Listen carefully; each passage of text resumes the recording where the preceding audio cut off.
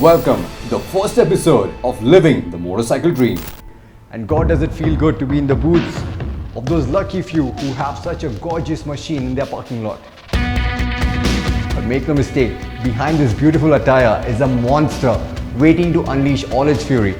So you gotta make sure everything on such a machine is working well, so you not only have a good time but come back in one piece. So here's a quick checklist which you might want to consider before you take your superbike out for a spin. The cheat code to ensure that your superbike is always running like new is to keep a close eye on the engine oil level. Why do you do that?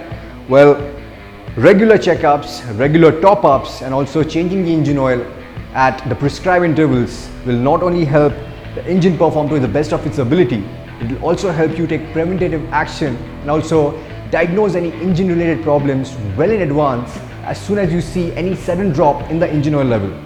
Next up is the chain. Make sure the chain slack is properly set, the chain is clean and properly lubed, because that will help your superbike run smoothly. It will increase the life of your chain and your sprocket and also reduce the loss of power at the rear wheel. And if you're someone who likes to go fast, you also plan to stop quickly. So make sure that your disc pads are in good condition and there have a lot of meat on them so that you can drop anchor as and when you want to. Remember, worn out brake pads are not only a health hazard, they'll also eat into your discs, which are a lot more expensive to replace. Next up is obviously the suspension.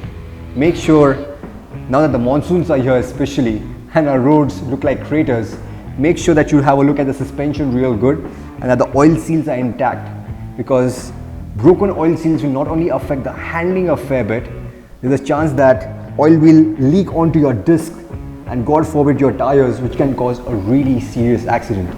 So watch out for them. And then you have the tire pressure. Make sure that you're always running the recommended tire pressure, which you'll usually find either on the swing arm or on the chain cover.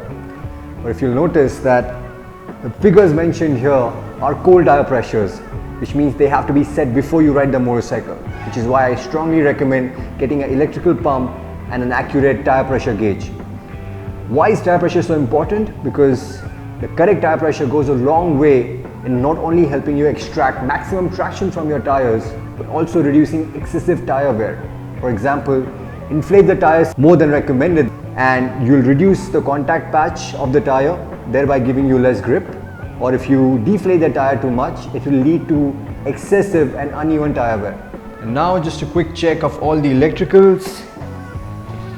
Instrument cluster looks fine. The horn, indicators, the headlight, the tail light, brake lights. And I think we are finally ready to fire up the beast.